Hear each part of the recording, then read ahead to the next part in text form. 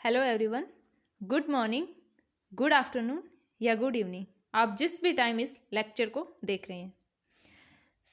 Physics में हम approx 30 questions previous year questions कर चुके थे।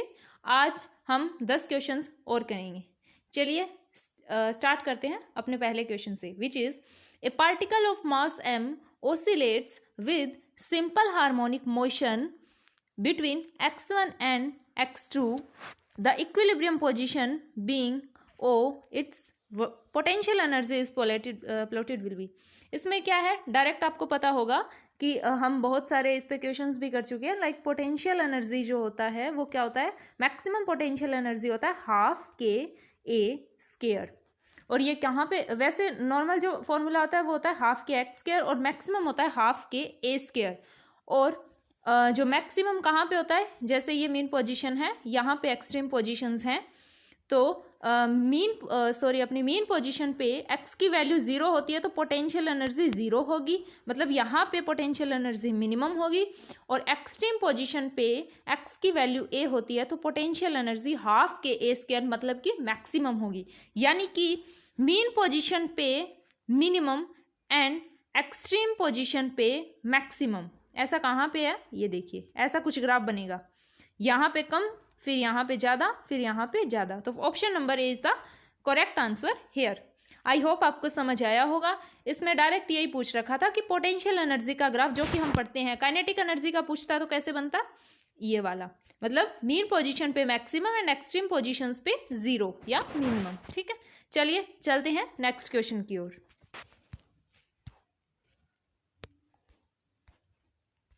Next question number 2 says the potential energy of a simple harmonic oscillator when the particle is halfway of its end point is। देखिए इसने बोला है कि जो पोटेंशियल किस पे पूछा, पार्टिकल इज हाफ वे, मतलब कि एंड पॉइंट कौन सा होता है इसका, ए इज द एंड पॉइंट, उसका आधा मतलब a/2 इज द, यहाँ पे हमें दे रखा है। तो potential energy is equal to half k x square होता है, एक्स की वैल्यू a/2 रखनी है, यानी कि हाफ के ए स्क्वायर बाई 4, हाफ के ए स्क्वायर बाई 4। और ये हमें पूछ क्या रखा है, देखिए the potential energy is halfway of its end point and E is the total energy here, या मैक्सिमम एनर्जी भी, पोटेंशियल एनर्जी भी आप बोल सकते हैं, जो कि होती है हाफ के ए स्क्वायर। तो यहाँ से E/4 ये आ गया अपना पोटेंशियल एनर्जी। ठीक है, तो option number C is the correct answer. क्या पूछा इसने, बिल्कुल इजी क्वेश्चन था। इसमें सिर्फ हमसे पूछा था कि पोटेंशियल एनर्जी जो कि a/2 पे क्या होगी।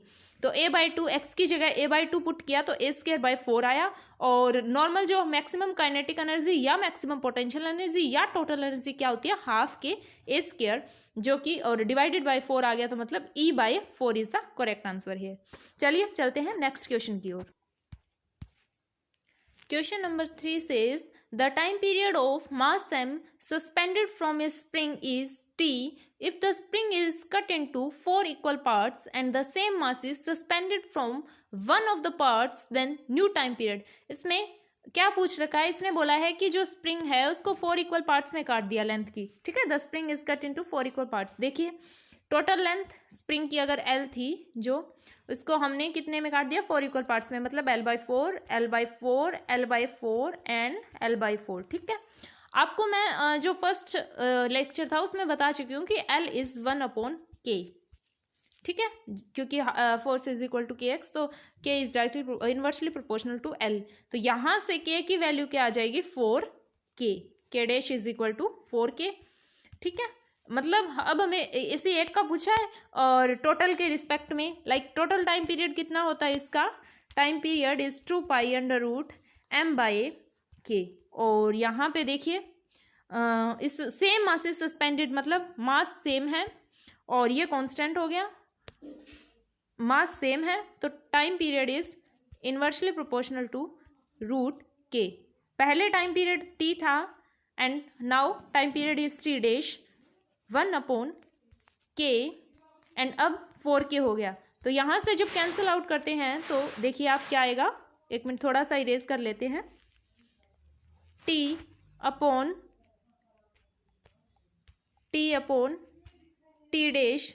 Is equal to 2।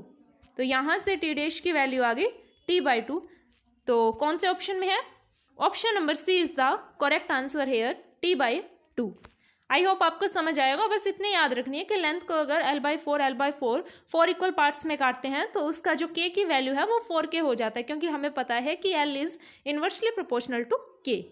चलिए चलते हैं नेक्स्ट क्वेश्चन की ओर। क्वेश्चन नंबर 3, हाँ क्वेश्चन नंबर 4 है ये, just a second. Question number 4 says, in case of forced vibration, the resonance peak become very sharp when the, देखिए आपने एक जो पढ़ा होगा ग्राफ की एम्पलीट्यूड वर्सेस फ्रीक्वेंसी का, कि ऐसा ग्राफ होता है, ठीक है। यहाँ पे डैम्पिंग फोर्स स्मॉल होता है, यहाँ पे डैम्पिंग फोर्स मैक्सिमम होता है, और ये देखो पीक वेरी शार्प पीक हो गया यहाँ पे, ठीक है, बहुत शार्प पीक हो गया। और यही पूछा है इसने, in case of force vibration the resonance peak very sharp. जब डैम्पिंग फोर्स ज़्यादा हो तब रेजोनेंस पीक बहुत ज़्यादा शार्प आएगी, ठीक है। और देखिए ये पूरी वो भी आ रही है, एक नैरो भी आ रही है, ठीक है। तो डैम्पिंग फोर्स देखिए पीक कैसी आएगी, डैम्पिंग फोर्स अगर कम हो तो शार्प पीक आएगी, शार्प एंड नैरो, ठीक है। ये तो इजी था, बस कंसेप्ट वैसा था। अगर आपसे पूछे कि जो डैम्पिंग फोर्स अगर हाँ मतलब डैम्पिंग फोर्स स्मॉल हो तो पीक अपनी थिन नैरो आएगी और बहुत ज़्यादा शार्प आएगी, ठीक है। बस यही पूछा था। चलिए चलते हैं नेक्स्ट क्वेश्चन की ओर। Question number 4 says the displacement between maximum potential energy position and the maximum kinetic energy for a particle executing simple harmonic। देखिए आपको पता होगा कि पोटेंशियल एनर्जी मैक्सिमम किस पे होती है, एक्सट्रीम पोजीशन पे, अभी देख के आए हैं। एंड पोटेंशियल एनर्जी मिनिमम कहाँ, maximum potential kinetic energy maximum होती है मीन पोजीशन पे। तो देखिए ये मीन पोजीशन पे काइनेटिक एनर्जी मैक्सिमम और यहाँ पे पोटेंशियल एनर्जी मैक्सिमम। तो ये हो गया ए यहाँ पे और ये हो गया -a। तो कहाँ से कहाँ तक डिस्प्लेसमेंट कितना होता है, a to -a, मतलब -a and a, 0 to -a and 0 to a। तो option number A is the correct answer here, ठीक है। अब चलिए चलते हैं नेक्स्ट क्वेश्चन की ओर। Question number 5 says when an oscillator complete 100 oscillations its amplitude reduce to 1/3 of initial value, what will be amplitude when it complete 200 oscillation. देखिए आपने एक फॉर्मूला पढ़ा होगा कि amplitude is equal to A note ई की power -3। यहाँ पे ऐसा फॉर्मूला होता है। तो इसने क्या पूछा है आपसे, देखिए when an oscillator complete 100 oscillation 1/3 amplitude reduce to 1/3, यहाँ पे a0/3 हो जाता है, a0 ई की पावर -ωt, ठीक है। अब देखिए यहाँ से E0 -ωt की वैल्यू आ गई 1/3। एक मिनट, E0 -ωt की वैल्यू आ गई 1/3।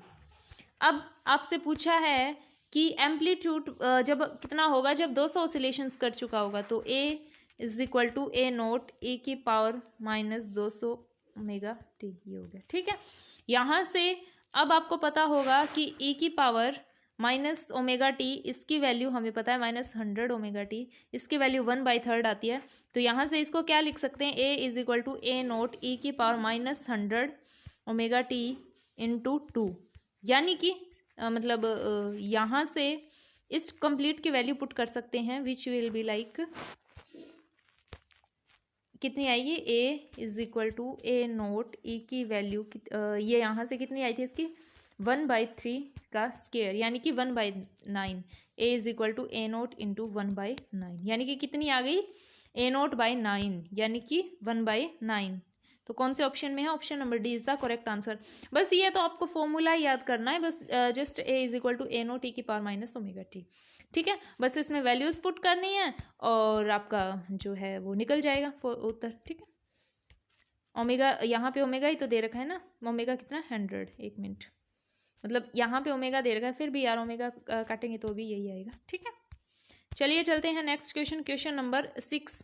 ए mass is suspended separately by two different spring in successive order, then time period is T1 and T2 if it is connected by both spring as shown in figure. हाँ, figure नहीं दी हुई, ऐसे था, ये एक स्प्रिंग था, ये एक स्प्रिंग था, इसको मास हम अटैच कर दिया, इसकी K1 है, इसकी T1 है, इसका टाइम पीरियड T2 है, और तो हमसे इसका पूरे का पूछा है, ठीक है, कॉम्बिनेशन का पूछा है। इजी है। देखिए सबसे पहले इन्हें जब अलग अलग करते हैं, अगर ये ऐसे हुआ तो यहाँ पे जो टाइम पीरियड है T1, एक मिनट आगे देखते हैं, पहले का जो टाइम पीरियड है T1 इज 2 पाई m/√m/k। यहाँ से स्केयर करते हैं, k निकालना है ना हमें, तो k की वैल्यू देखिए स्केयर करेंगे तो T1 स्केयर, यहाँ से T1 square 4 pi square into m ये आएगा। और अगर हम ऐसे ही सेम अगर K2 एक स्प्रिंग लिया, जैसे यहाँ पे ये एक अलग इसका टाइम पीरियड था T1, ऐसे ही अलग स्प्रिंग लिया जिसका टाइम पीरियड T2 है, मास m अटैच है, तो यहाँ से फिर यही बात कि K is equal to K1 और यहाँ पे K2 is equal to 4 pi square m/T2 square. ठीक है, एक मिनट, अगर आगे पेज है क्या, नहीं है क्या, अच्छा। तो अब हमसे इसने पूछा क्या है, कॉम्बिनेशन का। देखिए आपको पता होगा ये किसका केस है, अगर स्प्रिंग डायरेक्टली मास से अटैच हो तो वो पैरेलल में होते हैं, ठीक है। तो अब हम इसका पैरेलल देखेंगे, एक मिनट इरेज कर लेते हैं, स्पेस थोड़ा सा कम है, हाँ इरेज कर लें। तो आपको पता होगा कि पैरेलल में जो K डैश होता है, पैरेलल में K dash is equal to K1 plus K2 होता है।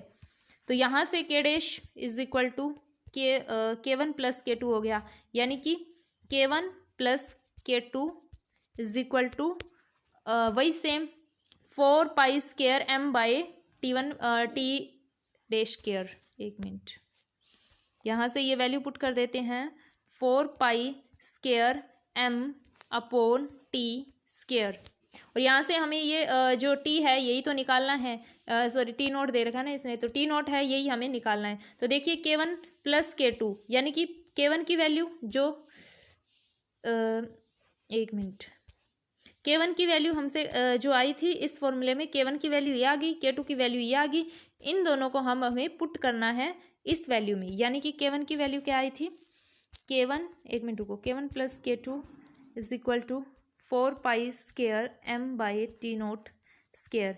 इसमें वैल्यू पुट कर देते हैं। K1 की कितनी वैल्यू आई थी, K1 की आई थी 4 pi square m/T1 square, 4 pi square m/T1 square plus 4 pi square m/T2 square is equal to 4 pi square m/T naught square. ये कैंसिल हो गए तीनों। अब T नोट आपको पता होगा, T1 minus 2 is equal to T plus T2 minus 2 is equal to T naught minus 2। देखिए कौन से ऑप्शन में है, ये थोड़ा सा स्पेस कम है लेकिन आपको समझ आ गया होगा क्या है। तो option number D B is the correct answer है हेयर। एक मिनट, हाँ यहाँ से देखिए T नोट 1/T1 है ना, अगर ऐसे ऑप्शन में होता कि 1/T1 square plus 1/T2 square is equal to 1/T naught square तो भी सही होता, और या इसके ऊपर में जाके -2 लगा देते तो भी सही होता। ठीक है, आई होप आपको समझ आया होगा। चलिए चलते हैं नेक्स्ट क्वेश्चन की ओर, which is the total energy of a particle performing simple harmonic motions depend on. आपको पता होगा कि जो टोटल एनर्जी होती है वो कितनी होती है, हाफ के ए स्केयर।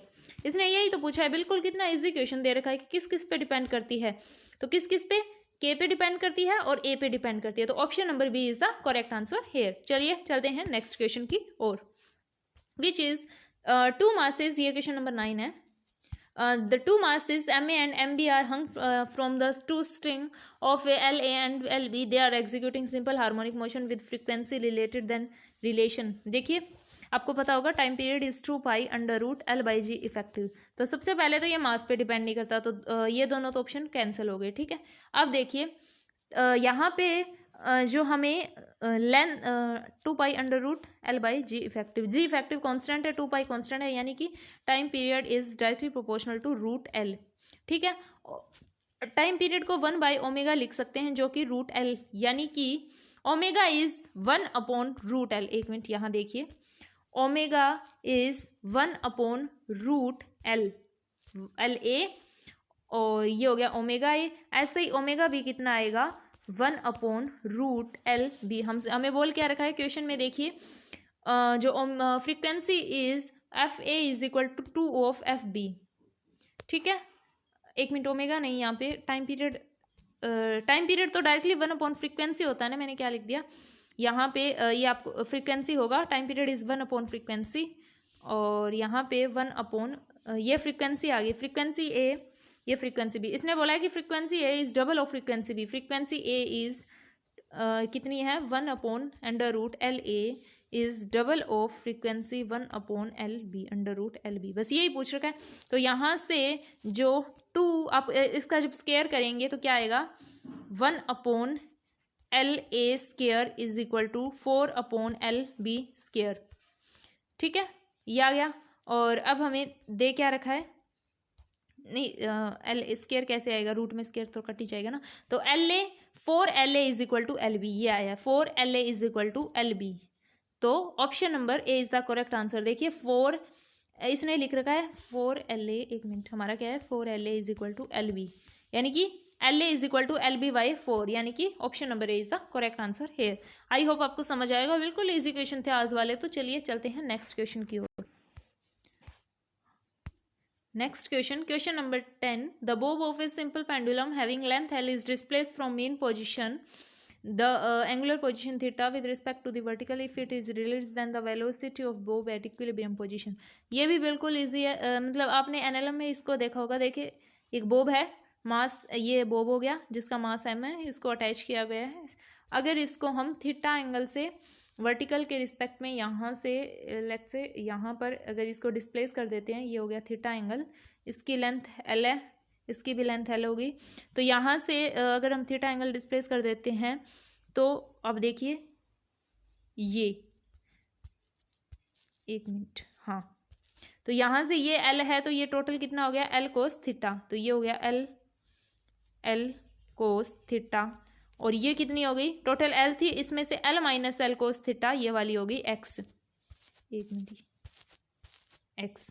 ठीक है, तो X is equal to L minus L cos theta. ठीक है, ये हो गई। अब हमें पता होगा यहाँ टोटल मैकेनिकल एनर्जी के कंसेप्ट से यहाँ की kinetic energy plus potential energy equal कर देते हैं, क्योंकि मैकेनिकल एनर्जी कंजर्व्ड होती है यहाँ की total energy plus kinetic energy से। तो यहाँ पे देखिए ये रिलीज किया जाता है यहाँ से, तो यहाँ से रिलीज किया जाता है, मतलब इसकी वेलोसिटी 0 है। वेलोसिटी 0 होगी तो काइनेटिक एनर्जी 0 होगी, क्योंकि काइनेटिक एनर्जी होती है 12mv²। तो यहाँ पे इसकी पोटेंशियल एनर्जी कितनी होगी, mgh। ये कितना हाइट कितनी है इसकी, यहाँ से यहाँ, ये वाली। तो यहाँ से 1 मिनट, एक पेज ऐड कर लेते हैं, हाँ, हाफ, यहाँ से पोटेंशियल एनर्जी mgh कितनी है, L minus L cos theta is equal to, यहाँ पे देखिए आप मैकेनिकल एनर्जी 0 हो गई और पोटेंशियल काइनेटिक एनर्जी 12mv²। तो यहाँ पे 1 मिनट, 12mv², m से m कैंसल, वेलोसिटी की वैल्यू कितनी आ गई, √2 में जाएगा, √2g, और l कॉमन ले लेते हैं, 1 माइनस कोस थीटा, इजी था। तो यहाँ पे √2gl 1 माइनस कोस थीटा, यानी कि option number A is the correct answer है। आज वाले क्वेश्चन तो जल्दी भी हो गए और इजी भी थे, तो आई होप आपको समझ आएंगे सारे क्वेश्चन इजी वे में। और थैंक्स फॉर वॉचिंग। अगर कोई भी आपको डाउट हो तो आप कमेंट सेक्शन में हमें कमेंट कर सकते हैं, और अगर कोई सजेशन देने हो तो भी आप हमें कमेंट सेक्शन में कमेंट कर सकते हैं। Thanks for watching.